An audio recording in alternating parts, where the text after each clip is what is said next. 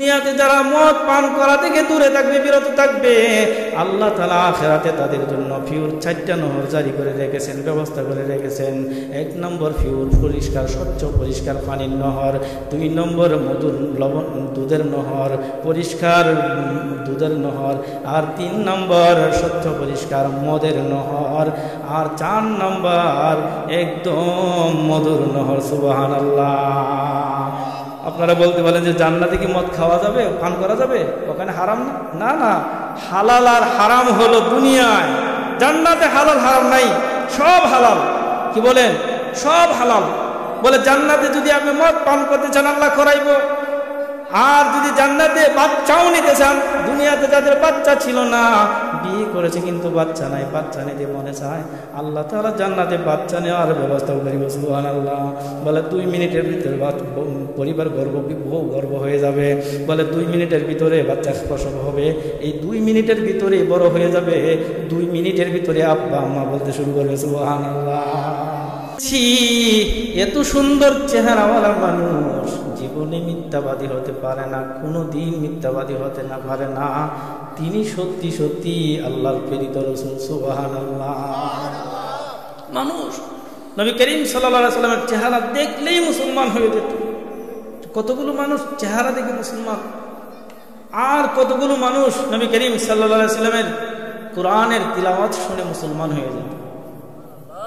দলে দলে মানুষ তিলাওয়াত শোনার জন্য আসতো। ইসলামের দাওয়াতও দিতে হয় নাই, তিলাওয়াত শুনেই মুসলমান হয়ে যেত। বলে যে তিলাওয়াত না শোনার জন্য কাফেররা যত ধরনের ব্যবস্থা গ্রহণ করতে হয় তারা করেছে, কিন্তু তারা কি সার্থক হয়েছে না ব্যর্থ হয়েছে? ব্যর্থ হয়েছে। যারা দিনের বেলা আইন ফাঁস করে, রাতের বেলা তারাই তিলাওয়াত শোনার জন্য নবী সাল্লাল্লাহু আলাইহি ওয়াসাল্লাম বাড়িতে ভিড় করে। আল্লাহু আকবার। কেউ যাইবা না, নবীর তিলাওয়াত শুনবা না, কারণ শুনলেই বিপদ। যেই তিলাওয়াত শুনে, তিলাওয়াতের আকর্ষণে আকর্ষিত হইয়া আসে, ইসলাম গ্রহণ করে। এই জন্য কাফেরেরা প্রতিদিন জিজ্ঞাসা করতো, কয়েকদিন পর পর জিজ্ঞাসা করতো, তোমরা মুসলমান সংখ্যায় কতজন? বলে 13 জন। কিছুদিন পরে জিজ্ঞাসা করো, এখন তোমাদের কতজন? বলে 28 জন। কাফেরদের মাথায় আগুন ধরে যেত। এমন কোনো পন্থা নাই, ব্যবস্থা তারা এমন কোনো ব্যবস্থা নাই যে তারা নেয় নাই যাতে কোরআন শোনা থেকে মানুষকে বঞ্চিত রাখা যায়। তো নবী করিম সাল্লাল্লাহু আলাইহি ওয়াসাল্লাম তিলাওয়াত করতেন, আর তিলাওয়াতের আকর্ষণে মানুষ মুসলমান হয়ে যেত। এত সুন্দর তিলাওয়াত করতেন নবী করিম সাল্লাল্লাহু আলাইহি ওয়াসাল্লাম। হাসরের মাঠে যখন স্বয়ং কোরআনওয়ালায় কোরআন তিলাওয়াত করবেন, রব্বুল আলামিন তিলাওয়াত করবেন, বলে মানুষ সেদিন অন্ধ হয়ে যাবে, আল্লাহু আকবার, বেহুশ হয়ে যাবে, আল্লাহু আকবার। আরশের মালিক রব্বুল আলামিনের তিলাওয়াত যখন মানুষ শুনবে, শোনার সঙ্গে সঙ্গে মানুষ অজ্ঞান হয়ে যাবে। সুবহানাল্লাহ। বলে 1400 বছর পর, 1500 বছর পরে আইসা যখন আমরা যখন কোরআন তিলাওয়াত করি, মানুষ যখন কোরআন তিলাওয়াত করে, বলে তিলাওয়াতের আকর্ষণে অনেক মানুষ বিজাতি পর্যন্ত মুসলমান হয়ে যায়। ঠিক না? বেরি চিৎকার করে বলুন না। বলে 1500 বছর পরে আইসা আমাদের নাফাক জবানে যদি কোরআন তিলাওয়াত করা হয়, এত মধুর লাগে, এত ভালো লাগে। বলে শুধু ভালোই না, বরং বিজাতিরা পর্যন্ত মুসলমান হয়ে যায়।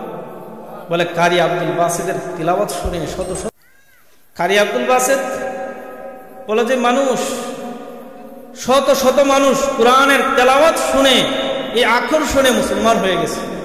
হয়েছে কিনা? 2007 বা 2006 সালে আনুমানিক চট্টগ্রামে আল্লামা জুনায়েদ বাবু নগরী, ওনার কোনো এক মাহফিলে বলে যে এক বেচারা, এক কারি যখন তিলাওয়াত করেছে, ওই তিলাওয়াতের আকর্ষণে সপরিবারে মোট 7 জন উপজাতি কালিমা পড়ে ইসলামের ছায়াতলে আশ্রয় নিয়েছে। চিৎকার করে বললাম আলহামদুলিল্লাহ। এই জবান দিয়ে আমরা কত মিথ্যা কথা বলি, গীবত, চর্চা, পরনিন্দা, অন্যের দুষ্খুজা, সারাদিন 190% মিথ্যা কথা, 90টাই মিথ্যা কথা। এরপরেও যদি এই জবান দিয়া তিলাওয়াত করা হয়, কি মধুর লাগে। আর এই তিলাওয়াত যদি এমন এক জবান দ্বারা করা হয় যিনি 63 বছর জিন্দিগিতে কোনো দিন মিথ্যা কথা বলে নাই, ঠিক না বেটি? চিৎকার করে বলুন না। খলক মে ইনসাত লেকিন খুলক মে কুরআন তা, খলক মে ইনসাত লেকিন খুলক মে কুরআন তা, ওকে খুলক মে ইনসাত লেকিন খুলক মে কুরআন তা, ওকে সরতা ফাজমালে সূরায়ে রহমান তা, ওকে সরতা ফাজমালে সূরায়ে রহমান তা। বলে এমন এক ব্যক্তি যিনি 63 বছর জিন্দেগিতে একটা বারের জন্য মিথ্যা কথা বলে নাই, একটা মিথ্যা কথা বলে নাই। এমন লোকের যদি এমন জবান থেকে যদি পবিত্র কোরআন বের হয় তো কি মধুর লাগবে আপনারাই বলেন না?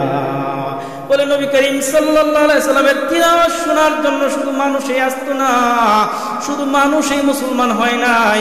নবী করিম সাল্লাল্লাহু আলাইহি সাল্লামের জবানের তিলাওয়াত শুনে জিন জাতিরাও পর্যন্ত থেমে যেত, দাঁড়িয়ে যেত, জিন জাতিরাও মুসলমান হয়ে যেত। সুবহানাল্লাহ। এজন্য পবিত্র কালামে একটা সূরা আছে, সূরাতুল জিন, আছে কি না? সূরাতুল জিন। এই সূরাতুল জিনের শুরুতে আল্লাহ তাআলা একদল জিনের আলোচনা করেছেন। বলে আল্লাহ তাআলা কোরআনে ঘটনা বর্ণনা করেছেন, কিসসা কাহিনী বর্ণনা করেছেন। বলে কোরআন তো এমন এক গাইডলাইন, এমন এক কিতাব যেখানে কিসসা এবং কাহিনী বলার কিতাব না। তারপরে আল্লাহ তাআলা কেন বললেন? বলে পবিত্র কোরআনের 3টি বিষয়বস্তু বোঝানোর জন্য। সুবহানাল্লাহ। একটা হলো তাওহীদ, 2 নম্বর রিসালাত, 3 নম্বর আখিরাত। অর্থাৎ ওয়াহদানিয়াত বুঝে এক আল্লাহ তাআলার ইবাদত করা। আর মন গড়া ইবাদত করলে চলবে না, আমাদের নবীজির তরিকা ইবাদত করা।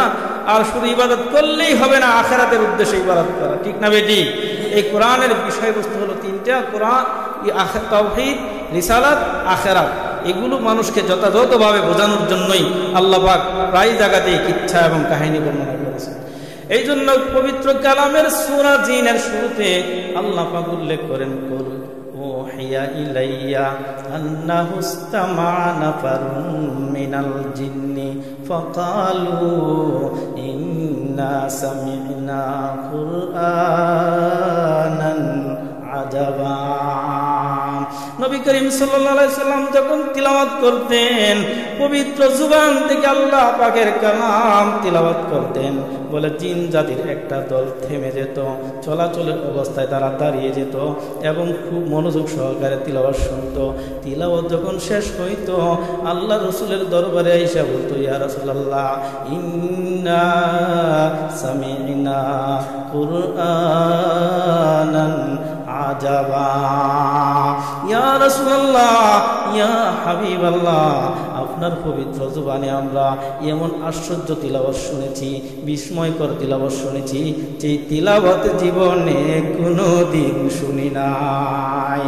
এই তিলাওয়াত শুনে আমাদের ইয়াকিন হয়ে গেল আপনি সত্য নবী, আমাদের আর কোনো প্রমাণ ডকুমেন্টের দরকার নাই। এই তিলাওয়াত শুনে আমাদের বিশ্বাস হয়ে গেল আপনি সত্য নবী। এই তিলাওয়াত শুনে আমাদের ইয়াকিন হয়ে গেল এই কোরআন আল্লাহর বাণী। তিলাওয়াত শুনে আমাদের বিশ্বাস হয়ে গেল আপনি সর্বশেষ নবী, আপনি সর্বশ্রেষ্ঠ নবী।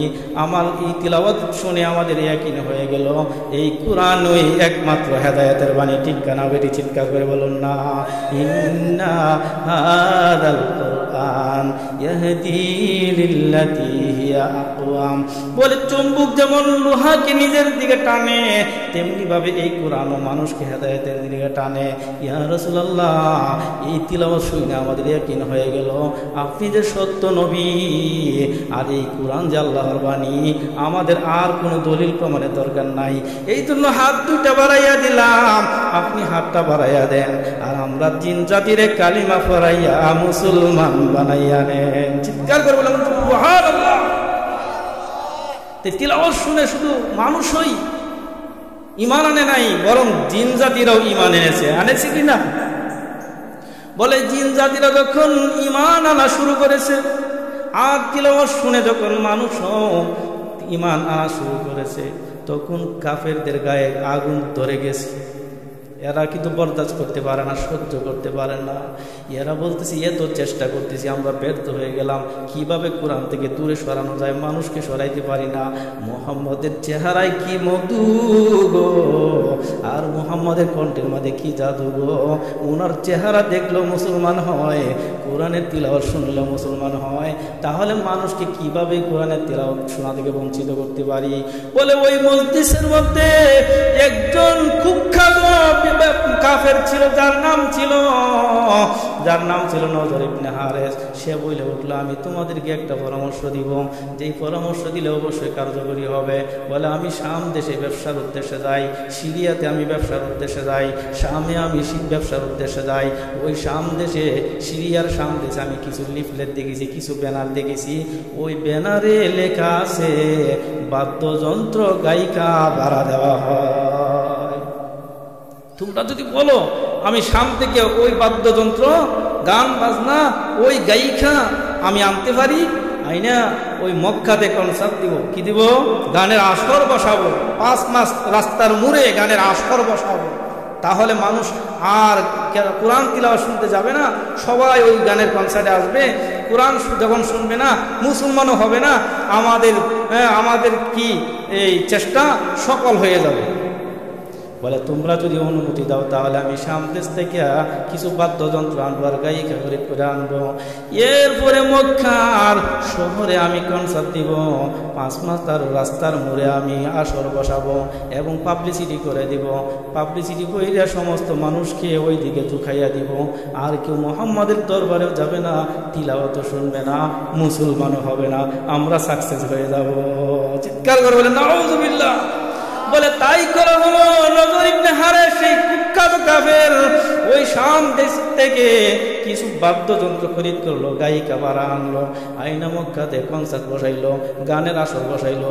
এরপরে পাবলিসিটি করে দিল, মাইকিং করে দিল, হে মক্কাবাসী শুনো, আর যারা নতুন মুসলমান হয়েছ তোমরাও ভালো করে শোনো, না যাই না তোমরা মুসলমান হয়ে গেছো, তোমাদের জন্য আমরা আনন্দের জন্য, তোমাদের আনন্দের জন্য, ফুর্তির জন্য আমরা কনসার্ট দিচ্ছি, গানের আসর বসাচ্ছি, just for enjoy, just for enjoy, শুধু ফুর্তি আর ফুর্তি, খাও দাও ফুর্তি করো, দুনিয়াটা মস্ত করো। ওই নবীর দরবারে যাইবে না, কোরআন শরীফ তিলাওয়াত শুনবে না। কারণ কোরআন তিলাওয়াত শুনলে, উনার কথা শুনলে মানতে হবে। উনি নামাজের কথা বলে, উনি রোজার কথা বলে, উনি যাকাতের কথা বলে, উনি হজের কথা বলে, ওইগুলো শুনলে মানতে হবে। কিন্তু আমরা এমন কিছু তোমাদেরকে শোনাইব, শুধু ফুর্তি করবে, আনন্দ করবে, মানার প্রয়োজন নাই। ঠিক না বেটি? এই জন্য যুবক ভাইয়েরা শ্বাসতলে বসে থাকো, বাড়িতে শুয়ে থাকো, ওই মেলায় ঘোরাফেরা করো, এই মঞ্চের ভিতরে আইসো না, প্যান্ডেলের ভিতরে আইসো না। যদি আসো শুনতে হবে, হুজুরের কথা শুনলে এরপরের দিন থেকে মানতে হবে। ঠিক না বেটি? শয়তান আসতে দেয় না, ওইদিকে যাও, ঘুরো, শ্বাসতলে বসে চা খাও, খাতা গায়ে দিয়ে শীতের মৌসুমে করে আরামে ঘুমাও, ওইদিকে মেলার আসর বসে ওইদিকে ঘুরো। কারণ প্যান্ডেলের ভিতরে গেলে শুনতে হবে, আর শুনলেই মানতে হবে। এমনি ভাবে তারা মাইকিং করে, মক্কাবাসী ভালো করে শুনো।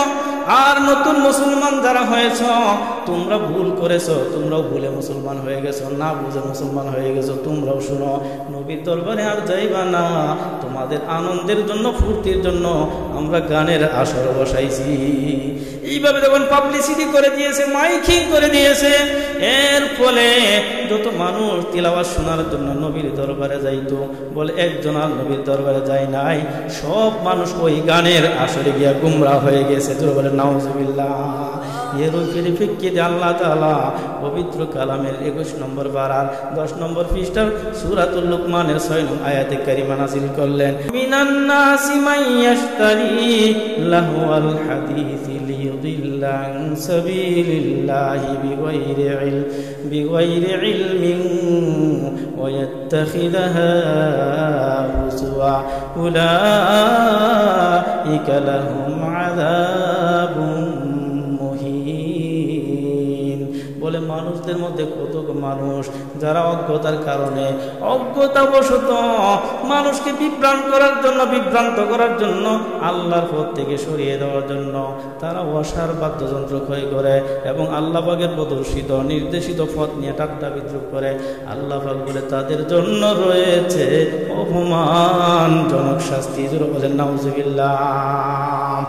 আল্লাহ রাসূল সাল্লাল্লাহু আলাইহি ওয়াসাল্লাম হাদিসে বলেন, লা ইয়াশরাবান্নান নাসু মিন উম্মতি আল খামরা ইয়াসুম্মুনাহা বিগাইরি ইসমিহা ইউদাফু আলা রুসিহিম বিল মাযিফি ওয়াল মুগান্নিয়াত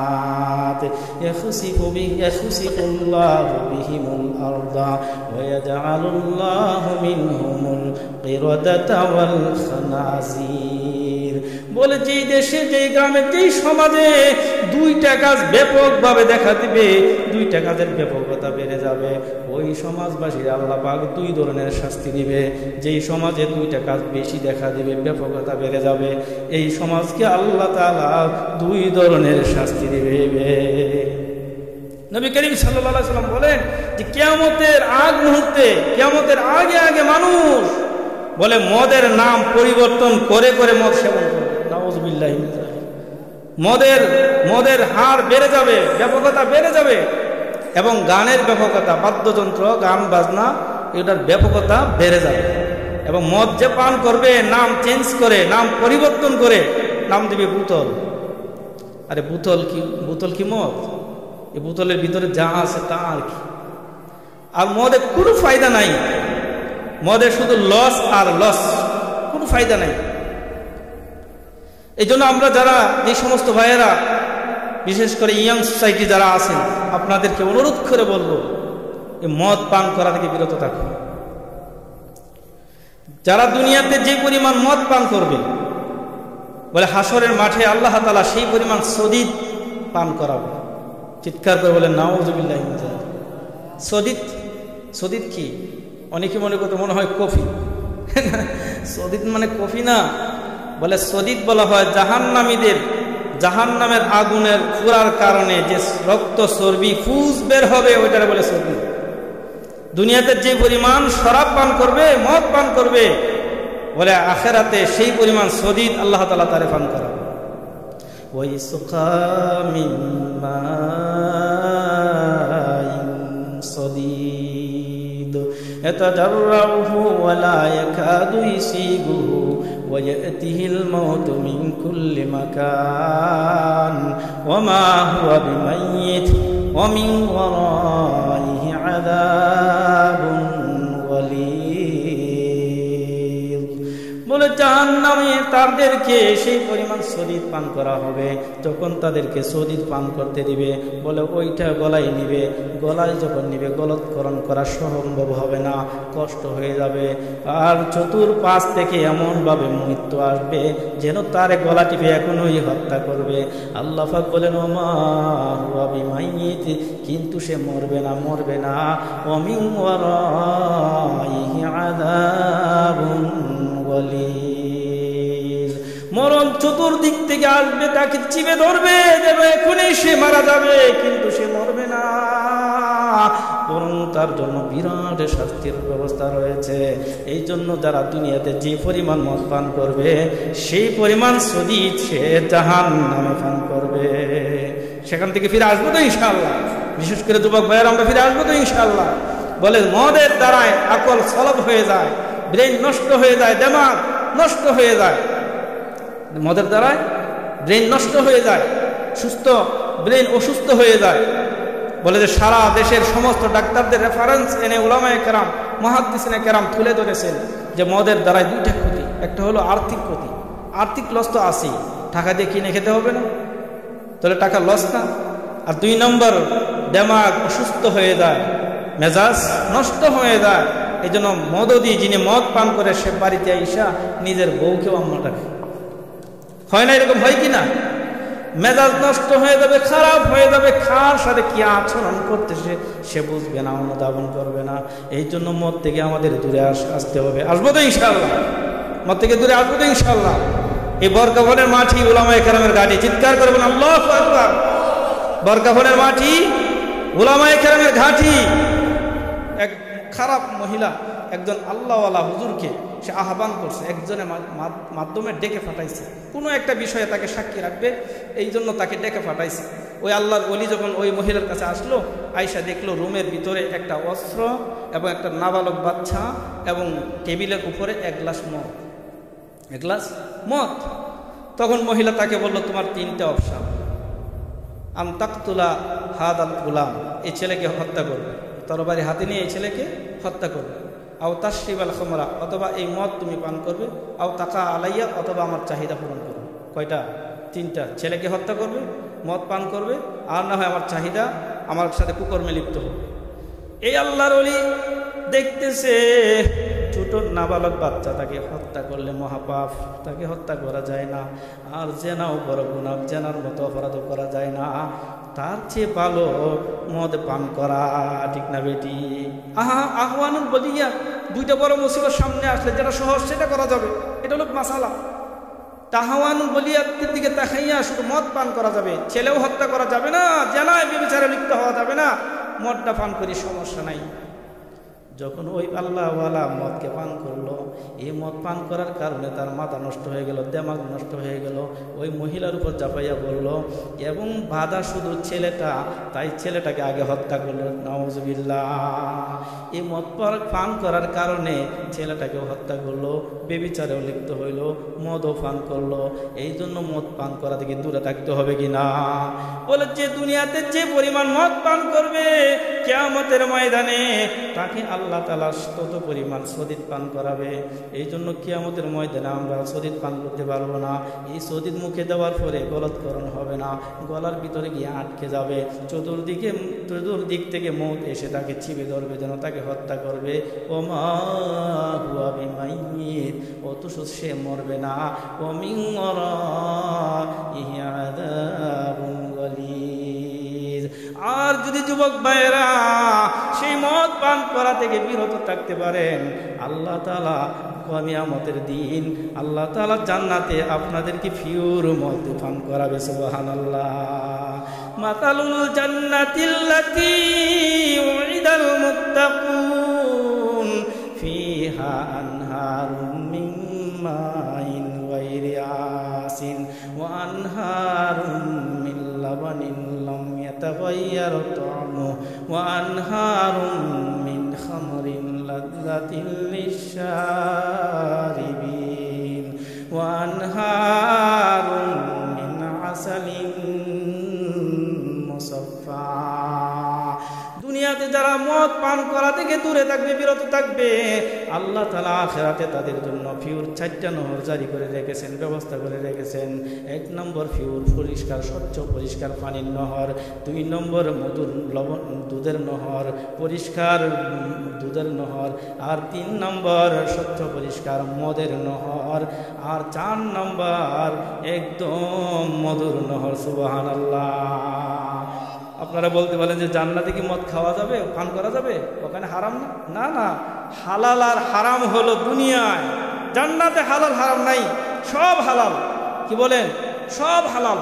বলে জান্নাতে যদি আপনি মদ পান করতে চান আল্লাহ করাইব, আর যদি জান্নাতে বাচ্চাও নিতে চান, দুনিয়াতে যাদের বাচ্চা ছিল না, বিয়ে করেছে কিন্তু বাচ্চা নাই, বাচ্চা নিতে মনে চায়, আল্লাহ তাআলা জান্নাতে বাচ্চা নেওয়ার ব্যবস্থা করিব। সুবহানাল্লাহ।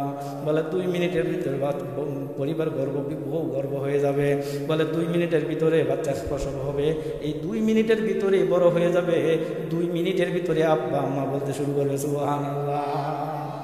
কিন্তু যেগুলো আমরা দুনিয়াতে সাধারণত করি না, চাই না, সেগুলো আখিরাতে চাইবে। আখিরাতে আল্লাহ তাআলা সব চাহিদাই পূরণ করবে। যদি দুনিয়াতে মদ পান করা থেকে আমরা বিরত থাকতে পারি, তাহলে আখিরাতে আল্লাহ তাআলা মদ আমাদের খাওয়াইব কিনা? এজন্য যুবক ভাইয়েরা, আমরা ফিরে আসতে পারবো তো ইনশাআল্লাহ? আমি আমার এলাকার এই সোনালী যুবকদেরকে বলবো, আপনারা এই রাস্তা থেকে ফিরে আসুন। আখিরাতে আল্লাহ তাআলা আপনাদের জন্য 4টা দরিয়া রাখছে।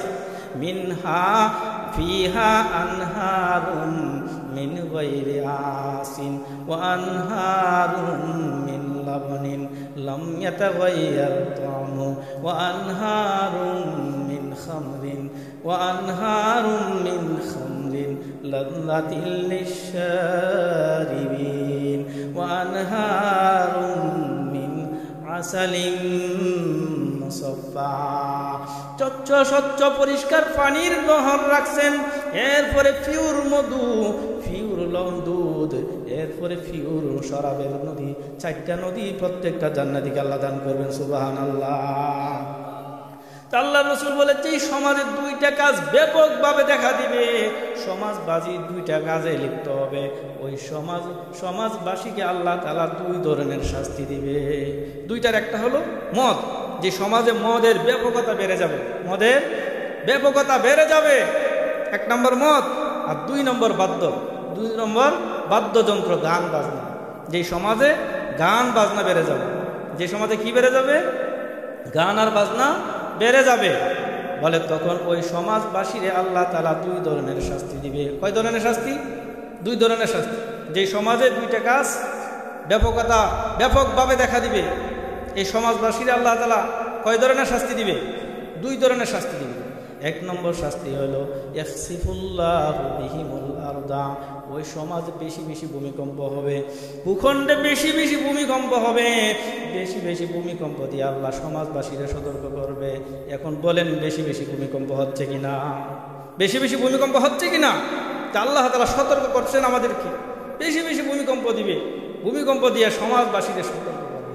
আর 2 নম্বর ওয়ায়াজআলুল্লাহু মিনহুমুল কিরাদাতা ওয়াল খানাজির, আর 2 নম্বর হইল ওই সমাজবাসীরে আল্লাহ শূকর আর বানরে পরিণত করবো। জোরে বলেন নাউজুবিল্লাহ। যে সমাজে 2টা কাজ বেশি দেখা দিবে, সেই সমাজে কয়টা শাস্তি দিবে? 2টা শাস্তি দিবে। 2টা কাজ কি?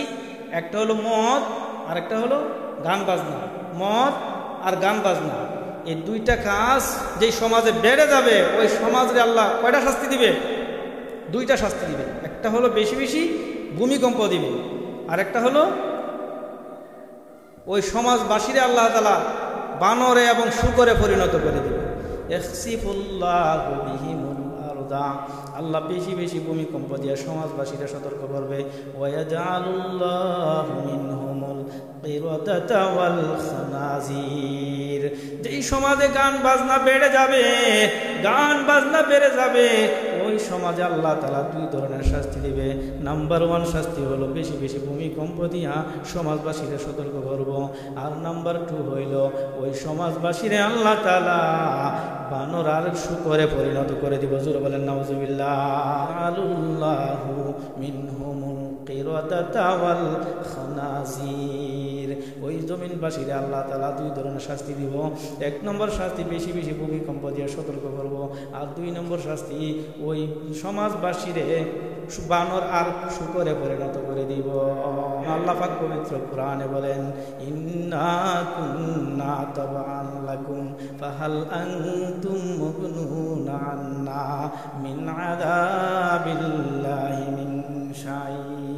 তারা বলবে যে দুনিয়ায় তোমাদের কথা মেনেছি, তোমাদের কথাই চলেছি। এরকম ভাবে ছেলে বলবে, বাবা তোমার কথাই চলেছি, তোমার কথা মেনেছি।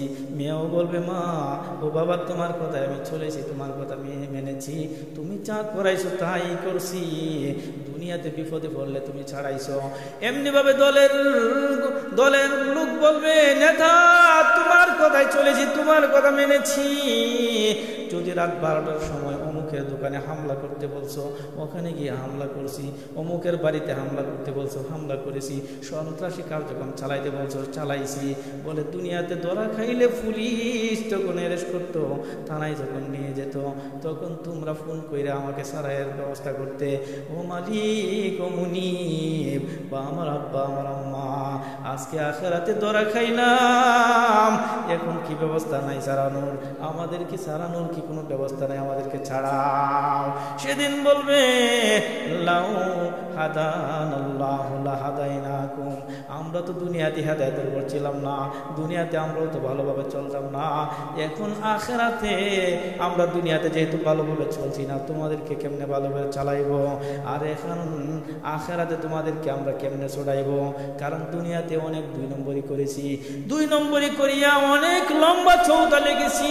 অমুক খাতে এত টাকা খরচ, অমুক খাতে এত টাকা খরচ, যদি রাস্তার কাজ আসতো তাহলে বিশাল লম্বা চৌতা সে তৈরি করতো, অমুক খাতে অত টাকা খরচ, অমুক খাতে এত টাকা খরচ, এইভাবে লম্বা চৌতা দেখাইয়া মালিককে বুঝ দেওয়ার একটা সিস্টেম ছিল। কিন্তু আল্লাহর আদালতে আল্লাহকে ফাঁকি দেওয়ার কোনো সুযোগ নাই, আছে কিনা? আল্লাহরে ফাঁকি দেওয়ার কোনো সুযোগ নাই। আজকে আমি নিজেই তো ফাইসা গেছি, তোমাদেরকে কিভাবে বাঁচাবো? এই জন্য প্রত্যেকটা ছেলে মেয়ে আমাদেরকে দায়ী করবে, আমাদের বিরুদ্ধে অভিযোগ করবে, আমরা এই রাস্তাটা করে দিচ্ছি, আমাদেরকেই এটা বন্ধ করতে হবে। ঠিক না? ঠিক চিৎকার করে বলুন না, পারবেন তো ইনশাল্লাহ? তা আমি আমার গ্রামবাসীকে উদারত আহ্বান জানাই, বিশেষ করে ইয়াং সোসাইটি যারা আছেন তাদেরকে মাথায় ধরে বলবো, হাতে ধরে বলবো, প্রয়োজনে পায়ে ধরে বলবো, এই দুইটা কাজ থেকে আপনারা সরে আসুন। দুইটা কাজ থেকে সরে আসুন। একটা হলো মদ আর 2 নম্বর হলো গান বাজনা। একটা হলো মদ, দুইটা হলো গান বাজনা। পারবো তো ইনশাল্লাহ? আল্লাহ তাআলা আমাদের সবাইকে এ যাবৎ পর্যন্ত যতটুকু কথা বলেছি সর্বপ্রথম আমাকে এবং সবাইকে বুঝার, মানার, আমল করার তৌফিক দান করুন। সকলে বলি আমিন। আমার